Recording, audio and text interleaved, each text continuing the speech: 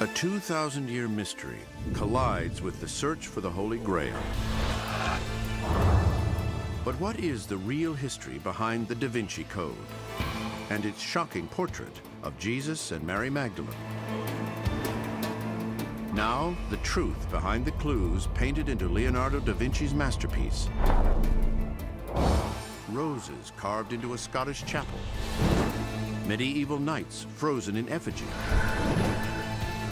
A mysterious code left in a Paris church. Legend is what is written or told when a story's truth is too dangerous. What's real? What's not? Go beyond the Da Vinci Code.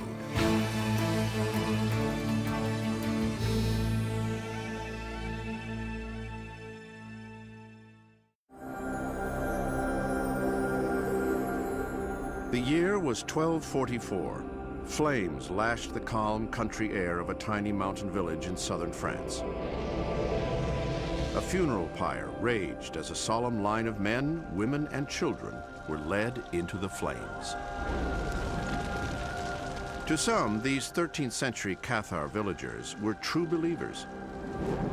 To the medieval church, they were heretics, hunted, besieged, and ultimately condemned. The church ordered wholesale extermination of the Cathars.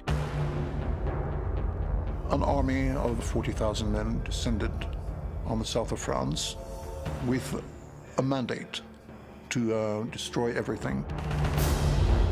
Thousands of Cathar souls would eventually die, apparently martyrs for their faith, a fact of history.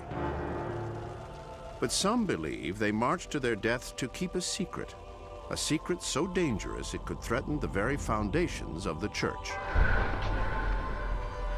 According to the Da Vinci Code, it's a scene of persecution that will be played out over and over again across the centuries. Even society's elite would be targeted to keep the secret from being revealed.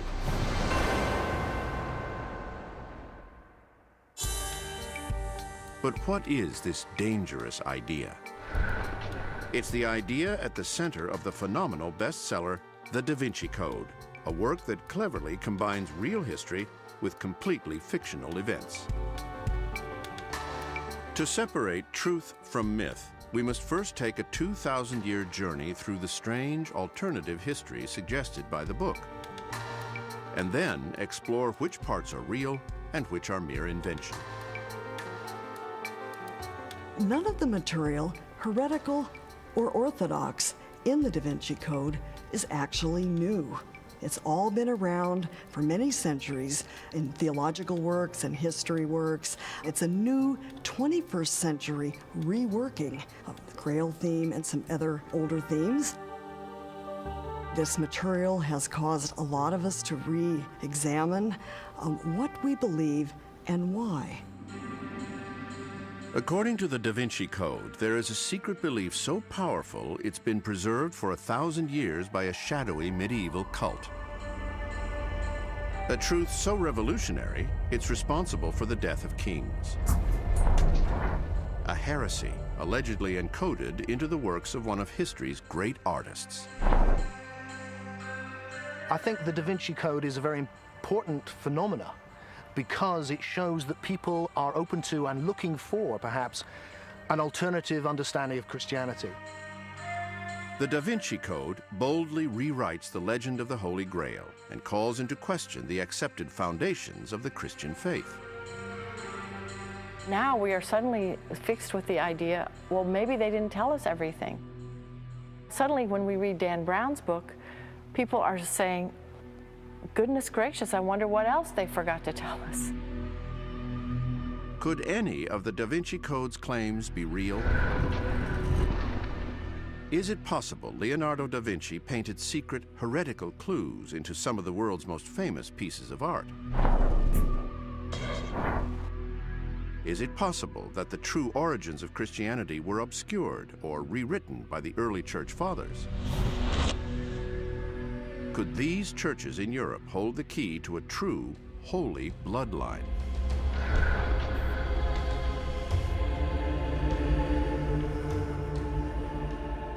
Most people come to the DaVinci Code not having heard any of this before. These are very, very powerful and compelling ideas which have certain resonances with historical fact, with new scholarship that's being done, and which most people have not heard, and so they find it shocking, stunning, fascinating to contemplate.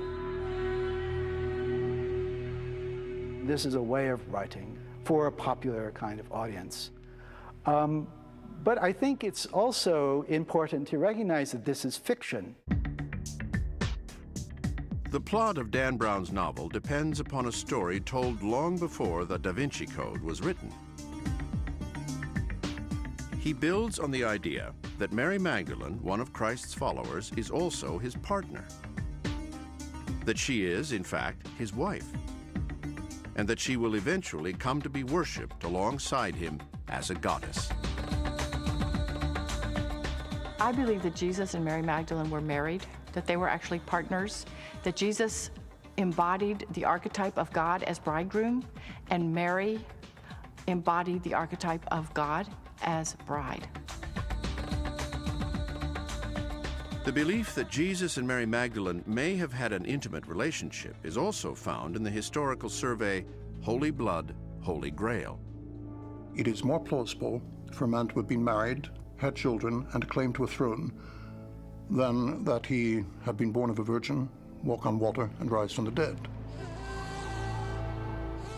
The Da Vinci Code also makes the claim that Mary is pregnant by Jesus at the crucifixion,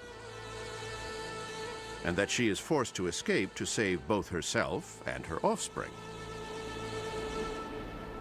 A French legend, dating back to about AD 900, says that she flees to Egypt, where her secret would remain safe.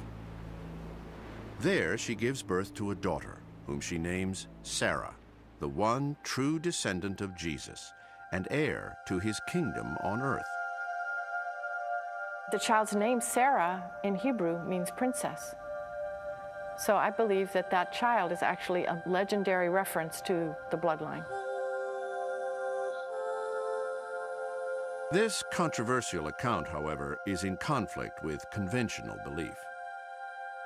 There is no evidence whatsoever for any bloodline stemming from Jesus to the present day. None whatsoever. Still, the legend claims Sarah and her mother do not remain in Egypt. At around age 12, Sarah is taken by Mary and others across the Mediterranean to the shores of southern France. We have a legend that says that Mary Magdalene and her friends in 42 AD showed up on the shores of France in a boat with no oars, and they brought with them the blood royal.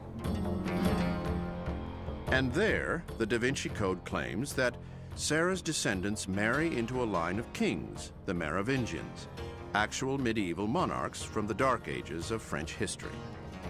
Is there evidence that suggests a continuation of a bloodline running from Jesus to the Merovingians? Well, yes, possibly. Certainly there is evidence, or what can be construed as evidence, but I must stress that evidence is not proof. The Merovingians ruled southern France for some 300 years, but by 751, their power had waned. So, according to the Da Vinci Code, a new effort is needed to keep the holy bloodline alive. Modern attempts to address the story have inevitably involved a secret or semi-secret society known as the Prieuré de Sion, Priory of Zion. Certainly such a society existed once upon a time. In fact, a real Priory of Sion was formed in 1099. But in the fictional world of the Da Vinci Code, the Priory's goal is nothing less than to protect the bloodline of Jesus and Mary Magdalene, spelled out in the Sang Real, or royal blood documents. In order to do so, the Priory is said to have created one of the most intriguing groups in history, the Knights Templar. We see in their eyes the need for, we might call it crack security troops. You could think of the Templars as the warrior monks of the Crusades. The Templars were real, but in the Da Vinci Code, the knights are sent by the Priory of Sion to find these documents in the ruins of Solomon's Temple. They allegedly contain a genealogy of Jesus' descendants. It is certainly possible that the Templars found something. If they found anything, nobody knows what they might have found. According to the Da Vinci Code, the documents and the explosive truth they hold are allegedly used by the Templars to blackmail the church. In short order, they become powerful and rich, and a target. In October 1307, Friday the 13th, King Philippe mounted a surprise attack on the Templar Knights in France. Their ranks were imprisoned, and their leaders captured and killed, sending shockwaves throughout Europe. Today, it would be as though we open up the newspaper and hear that every single executive of a very powerful bank or company, such as IBM, was arrested worldwide at dawn. But in the Da Vinci Code, some of them escape and flee back to Europe with the secrets of the Sangreal documents. The documents are placed with the Priory of Sion for safekeeping. According to the Da Vinci Code, a search for the documents is launched by the Church, which wants to destroy them. This search for the Sangreal documents becomes the search for the Holy Grail. The main view many of us have of the Holy Grail today is that of a cup or a chalice, particularly, perhaps, the cup that held the blood of Christ. But in the Da Vinci Code, it's Mary Magdalene herself who holds the blood of Christ. Her womb carries his child. She is the Grail. Through the centuries, the Priory of Sion hides this truth from the Church. The documents that prove the Holy Bloodline are passed from one priory Grand Master to the next. They eventually reach the most famous Grand Master of them all, Leonardo da Vinci, or so the story goes. Leonardo is a very charismatic figure, a very enigmatic figure. He's an Einstein. He's someone who thinks in brilliant new ways, new brilliant paradigms. The Da Vinci Code asserts that Leonardo encoded this secret knowledge into his artwork. In The Last Supper, for example, the novel makes the claim that the feminine-looking figure seated on Jesus' right is not John the Beloved disciple, as is commonly believed. Instead, he is a she, Mary Magdalene. Da Vinci seems to have known this tradition because he's clearly painted Mary Magdalene with Jesus at the Last Supper, as it should have been, but as it isn't now. Was Leonardo really trying to tell us something? Did he indeed hide clues in his most famous paintings? Is this the most explosive secret of all time, or is it something else entirely? Centuries worth of clues await, and they begin with some early accounts of Mary Magdalene not found in the Bible, and which have been hidden in the desert for 2,000 years. The Gospel of Philip says that Jesus often kissed Mary on her, and then there's a blank, a hole in the papyrus.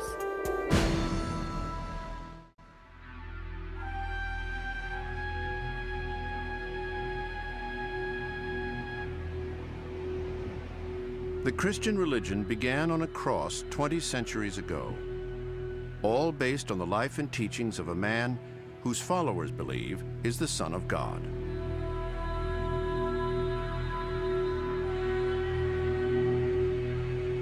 But what of the woman crying at the foot of the cross? Mary Magdalene, sinner, prostitute. That's the image history painted of her. But what if this image is wrong? What if her tears are those of a wife crying for the father of her unborn child? It's the radical new view of Christianity's origins suggested by the Da Vinci Code. I believe that Mary Magdalene had a very special relationship with Jesus. In fact, I believe that they modeled partnership for the earliest community of Christians, and that they were actually husband and wife. It is a belief that says that the woman usually remembered as a prostitute was the person Jesus chooses to carry on the faith. Further, after the crucifixion, she would flee Jerusalem for another land and give birth to a daughter, the true heir of the faith. An incredible alternative history kept secret for 2,000 years.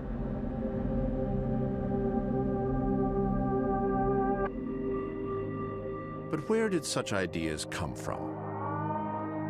In the remote deserts of Egypt in 1945, a set of documents was discovered that would cast the early centuries of Christianity in a strange new light.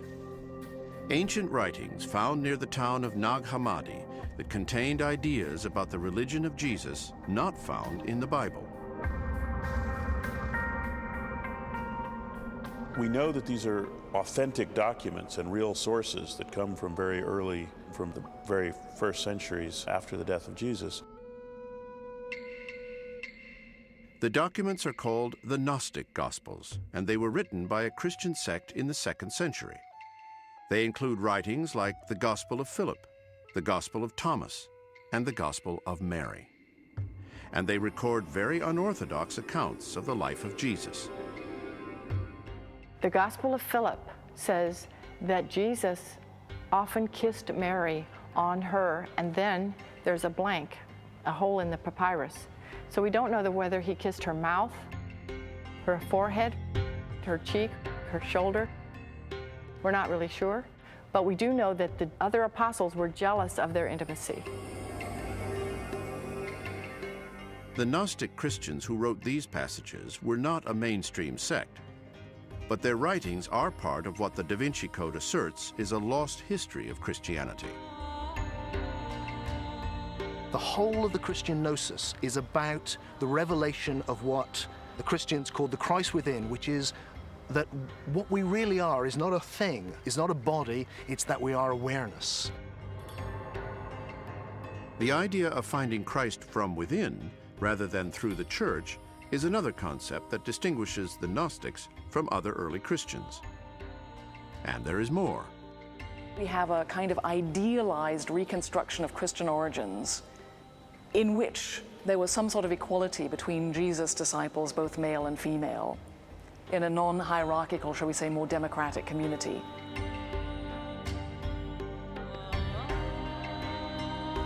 The idea that Mary Magdalene might have been Christ's equal, his wife, and the mother of his child, are roles not found in the biblical account.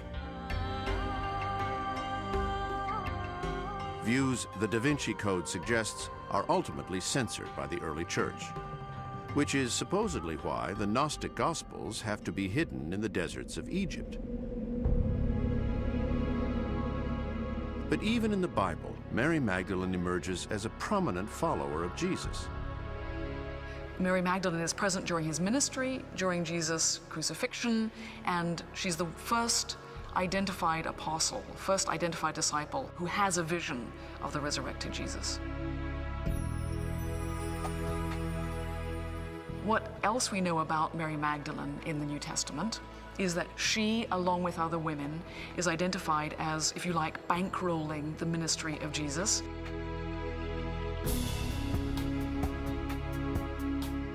Mary Magdalene is mentioned in all 4 of the canonical Gospels, Matthew, Mark, Luke, and John. She's mentioned on 8 separate lists that include other women, and on 7 of those 8 lists, she's mentioned first. So although the scripture never says that she's First Lady, she's the preeminent Mary in the Gospels. Of course, the image she's most associated with is that of the repentant prostitute. In fact, it's an age-old misconception. There's no scriptural evidence that Mary Magdalene was a prostitute. I believe the identification of the woman who anointed Jesus with a sinner, which happens only in Luke's Gospel, was the foundation for this belief, this widespread belief that Mary Magdalene may have been a prostitute. Luke's text is very clear. there was a woman of the city who was a sinner. No name. But tradition wants to supply names. And so in the Western tradition, this figure becomes identified with Mary. It was Pope Gregory the Great who labeled her a prostitute in the 6th century. But it wasn't to suppress a feminist view of Christianity. Gregory didn't do it to trash women. Gregory did it to help people realize that even with their sense of sin and worthlessness, that God loved them enough to restore them to grace. As for whether there's evidence that the Gnostic Gospels were deliberately destroyed or hidden, at the time the Gnostic texts were written, the Church had not yet established the 4 Gospels now found in the Bible. The Gnostic texts may not have been hidden at all. They were lost. They were lost to antiquity. We don't know that they were deliberately hidden. We can't assume that just because they are not included in the canon that somebody was trying to hide them. The Gnostic Gospels serve as an important source for the DaVinci Code. But the few biblical references to Mary Magdalene's relationship with Jesus in the accepted Gospels doesn't prove or disprove that they were married or had a child. And even if they did, these aren't ideas that would necessarily be suppressed. In the earliest 1st century, we know that it was incumbent on a Jewish father to find a wife for his son before the young man turned 20. There are very few exceptions. So Christ having a family would not automatically undermine his message. It's not important that he is regarded as a celibate. It's not important that he is regarded as married. What's important is what model he provides for the way in which God cares about humanity.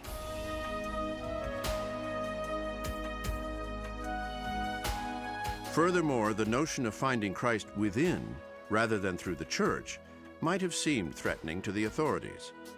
All of which makes the Da Vinci Code's claim of a 2,000-year cover-up appear plausible. The question remains, what if Mary actually were pregnant at the crucifixion? She couldn't remain in Jerusalem with the child of a crucified Messiah. But where would she go? And what would be the fate of her child? It's the central question of the Da Vinci Code, and it launches us on nothing less than a quest for the Holy Grail. We don't carry the blood royal in a jar with a lid. It flows in the veins of a child.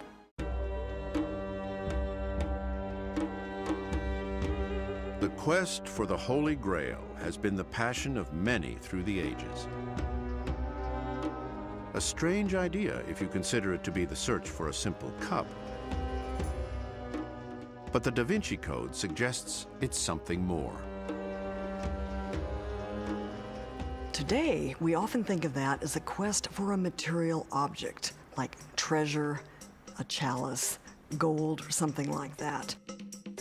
But actually, in the medieval versions of the story, it was a quest for something transcendent or spiritual. Something very much beyond our everyday, ordinary world. We have a symbol of the Holy Grail, which is a chalice or vessel that once contained the blood of Christ. And the vessel is an archetypal symbol for the feminine. The earth as vessel, the mother as vessel, the womb as vessel. If the history behind the Da Vinci Code is true, it's the vessel that carries the daughter of Jesus Christ. Mary Magdalene herself is the Holy Grail.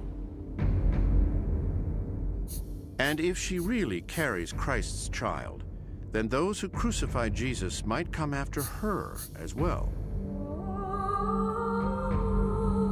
She has to escape Jerusalem.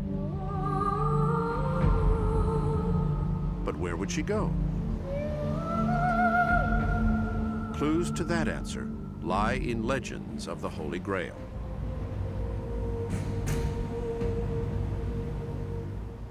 Grail stories are set everywhere from Palestine to England. But one legend essential to our history says that Mary and her unborn child seek refuge in Egypt, with the uncle of the Virgin Mary, Joseph of Arimathea. I think Joseph of Arimathea took Mary Magdalene with him from Jerusalem to Alexandria. That's where her legends and myths go. And they would have found a large quarter in Alexandria of Jewish people where they could have fit right in. Once in Egypt, the legend says Mary Magdalene gives birth to a daughter, Sarah, and raises her there until the age of 12.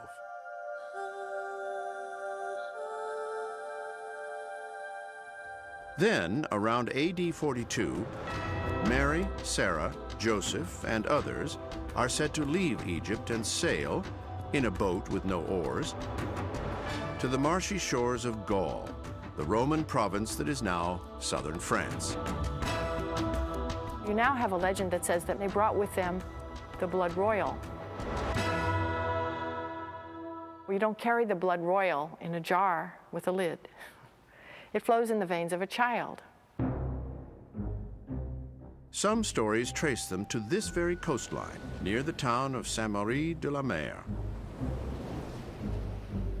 Here, Mary and her daughter would live out the rest of their lives. What is indisputable fact is that certainly there were Judaic communities scattered around the south of France.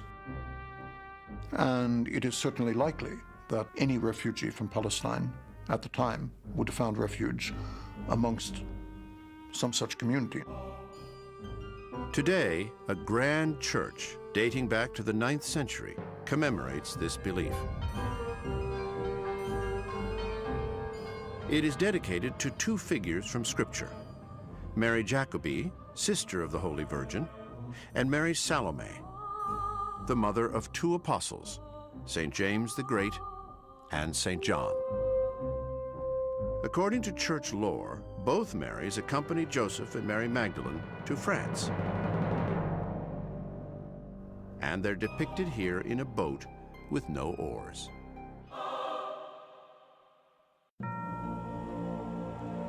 But beyond this, the church hosts a shrine to one of the most unique figures in Christian lore.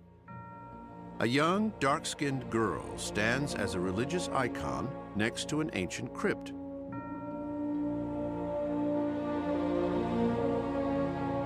The girl is known as Sarah the Egyptian. Most of the legends in southern France claim that Sarah is a servant girl brought here by Mary Magdalene and the others. But another version claims that Sarah is Mary's daughter. Born in Egypt, the sole blood descendant of Jesus Christ.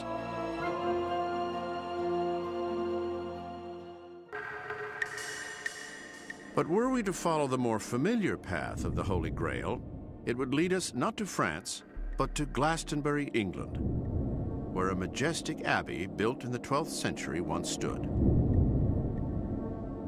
Stories claim that this is where Joseph of Arimathea brings the Grail for safekeeping. Could Mary and Sarah have arrived here? By the mid-14th century, the abbot there, John of Glastonbury, then brought in the actual Grail romance material about Joseph of Arimathea and Glastonbury's site into the story. And certainly it wasn't until the late 15th century that the monks of Glastonbury Abbey themselves actually began to promulgate that story. The looming Glastonbury Tor now marks what legend says is the entrance to the underworld and the place where Joseph buries the Grail. Thereafter, a spring begins to flow with curiously reddish waters, emblematic of the blood of Christ spilling from the sacred cup. These waters still flow from what is called the Chalice Well. And believers from around the world visit this site, seeking what they claim are the spring's supernatural healing properties. Whether the Grail ever made it to England or to France, as suggested in the DaVinci Code, is a matter for debate among Grail theorists. But an increasing number of scholars are beginning to take a second look at Mary Magdalene herself. Is the Mona Lisa smiling because she knows a secret about Mary that we don't?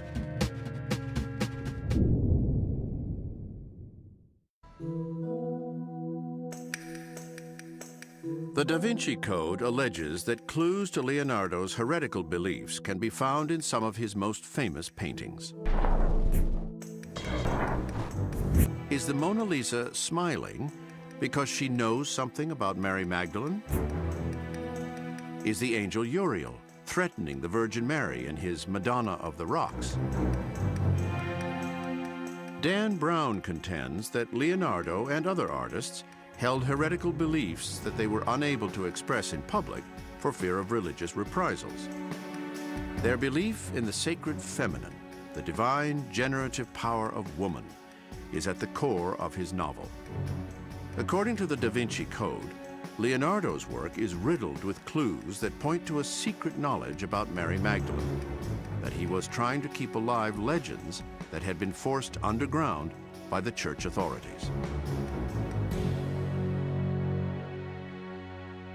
Legend is what is written or told when a story's truth is too dangerous.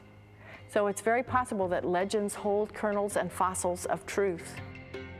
I believe that the sacred union of Christ and Mary Magdalene was at the very heart of the Christian story, and that it was sadly, even tragically, lost in the early dawn of the Christian experience and written out of the story.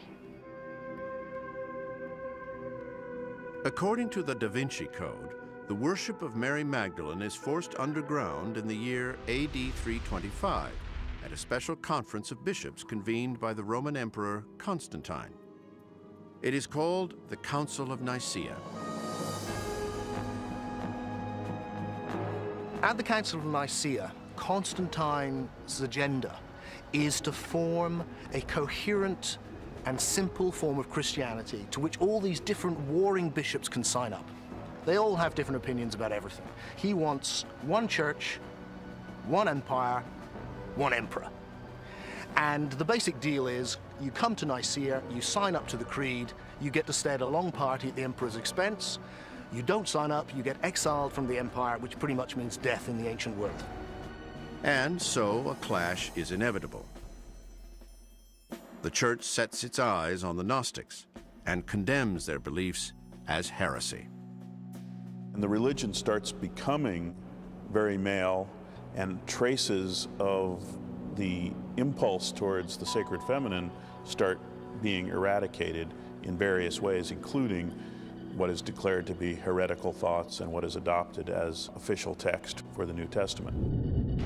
Especially the notion that Mary Magdalene gave birth to a daughter, and that there are living descendants of Jesus himself. So Constantine had the Gnostic texts destroyed, leaving only the traditional Gospels now found in the Bible, or so says the Da Vinci Code. The truth about Christian origins is lost because there's only one history which is allowed to survive, and it's written by Bishop Eusebius, who is Constantine's spin doctor, his propagandist. But did the Council of Nicaea really rewrite Christian history? Or are believers in the Da Vinci Code trying to do just that? There are no discussions in the deliberations of the Christian councils about including or excluding books that specifically identify the non-canonical texts we have today from the Nag Hammadi Library in English. Those Gospels unearthed at Nag Hammadi, like the Gospel of Philip, the Gospel of Thomas, and the Gospel of Mary, are all very unorthodox accounts of the life of Jesus. According to religious historians, there was no debate at the Council of Nicaea about censoring any of those texts, or selecting the books that would become the official version of the faith. The decision about what got included or excluded or regarded as suspicious, three categories of whether material could be in or out of the canon, was not established until the end of the 3rd, beginning of the 4th century. What we do not have is anybody saying, the Gospel of Thomas, out. The canon actually evolved over several centuries, and the 27 books now found in the New Testament were not compiled until 42 years after the Council of Nicaea. The claim that other records of Christianity's origins were destroyed in this period is a great overstatement. Book burnings did occur, but centuries later, and for different reasons. The idea in the Da Vinci Code that the Church is out to quash the Mary legend has found support from those who cite its ties to an ancient Egyptian myth. Under this theory, the early Church would have been anxious to erase anything that connected their New Testament story to pagan worship rituals. Their dying and resurrecting God-man is Osiris, who dies, comes back to life, ascends to heaven, and is the judge of the quick and the dead. And his consort, his goddess figure, is Isis. And it arises in Christianity as Jesus, who dies and resurrects, and his consort, who's Mary Magdalene. Christ and Magdalene, in the eyes of the early community, may have been a re-embodiment of that same principle of the sacred union embodied in the Isis-Osiris myth. The Da Vinci Code suggests that for the Church, a faith based on this sacred union is too much like the pagan beliefs they are trying to replace. Beliefs that celebrate the sexual union between deities. It had to be stopped. But traditional Christian scholars argue that to see Mary Magdalene as a goddess goes beyond what the sources tell us. There's nothing that really connects the goddess traditions of Isis with Mary Magdalene. Mary Magdalene isn't a goddess in Christian tradition. You could read in texts about the wisdom figure. You could read in texts about Isis and so on.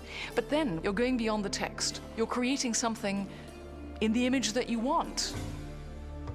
Beyond this, Mary Magdalene herself was made a saint.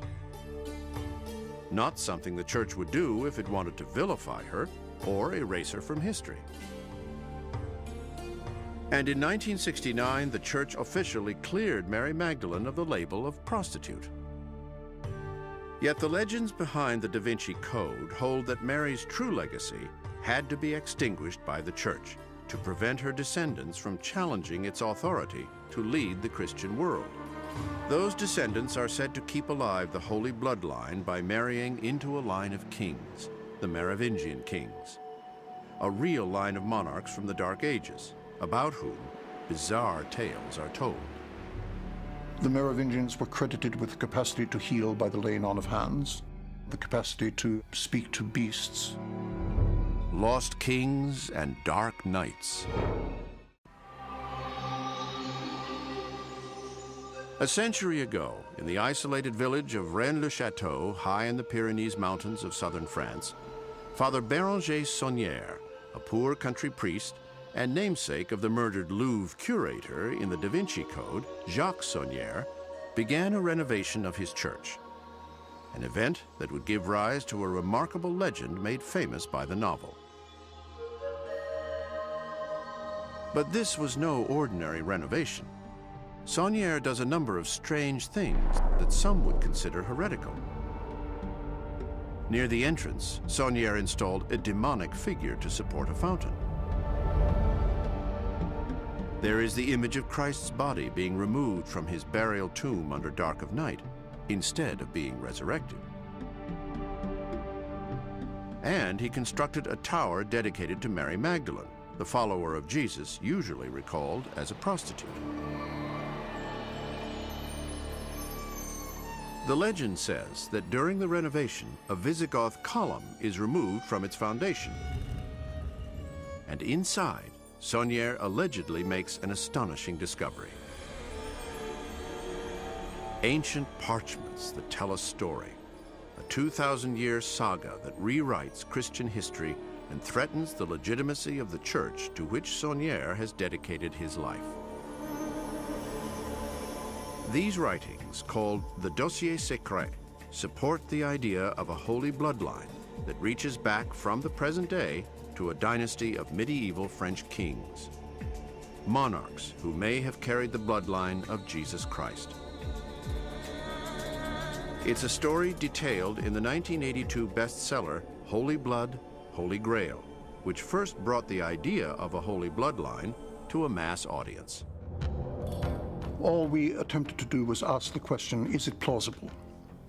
Is it plausible that Jesus could have been married, that he could have had a bloodline or children? Is it plausible that those children could have intermarried to produce a Merovingian dynasty? Our conclusions were simply that, yes, these things are plausible. We have the legend of the Holy Grail, that Mary Magdalene and her friends brought the Holy Grail to France. And we surmise that that Holy Grail is a child of the sacred bloodline, the royal blood of Israel, of King David and of Jesus.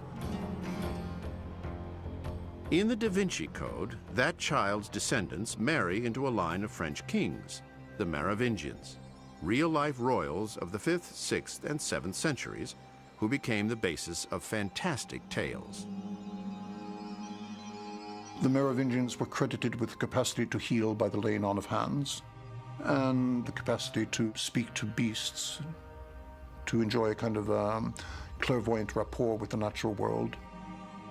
Despite such claims, Merovingian rule did not last. By the year 751, their power had faded. The last of the Merovingians was Dagobert II, whom legend says married a Visigoth princess. But his reign lasted only 3 years. It ended abruptly while sleeping during a hunting expedition. According to the legends, he was asleep under a tree in the Ardennes forest and was killed by a lance through the eye. There is some evidence, not proof, evidence, that the church colludes in the assassination of Dagobert II. It's a saga supposedly recorded in the Dossier Secret, allegedly found in the Visigoth column at Rennes-le-Château and echoed in the DaVinci Code. But in reality, the connection between Jesus and Dagobert, the last of the Merovingians, remains unproven. I don't know of any proof that the bloodline actually survived into the Merovingian times. All we have is legends, and the genealogies don't always hold up through the Dark Ages. Dagobert himself existed, but there's no proof he was part of a holy bloodline. And other accounts of his death claim he was the victim of a rival clan, not a church assassin. Furthermore, the Visigoth column that was moved during Saunier's renovation doesn't have a hollow space large enough for any secret documents. But tales of a holy bloodline don't die here. According to the DaVinci Code, there is another set of documents, far older, that contain nothing less than a genealogy tracing directly back to Jesus and Mary Magdalene. Ancient writings called the Sangreal documents, Sangreal being a medieval word referring to the Holy Grail. When the Grail is first mentioned, it is cited as one word, Sangreal. Somebody, back in the Middle Ages, arbitrarily broke it after the N and before the G, and the result was San Graal, Sainted Grail. If, however, you break the word Sangreal a letter later after the G, you come up with Sang Graal or Sangreal, blood royal. Could we be talking about a bloodline descended from Jesus? With the Sangreal documents, the story moves from France to Jerusalem, to the ruins of Solomon's Temple, where the DaVinci Code claims these ancient scrolls were hidden. In order to rouse the populace and get the Crusades launched, this idea was spread that we were going to send our troops into the Holy Land and we were going to find the relics, including the Holy Grail.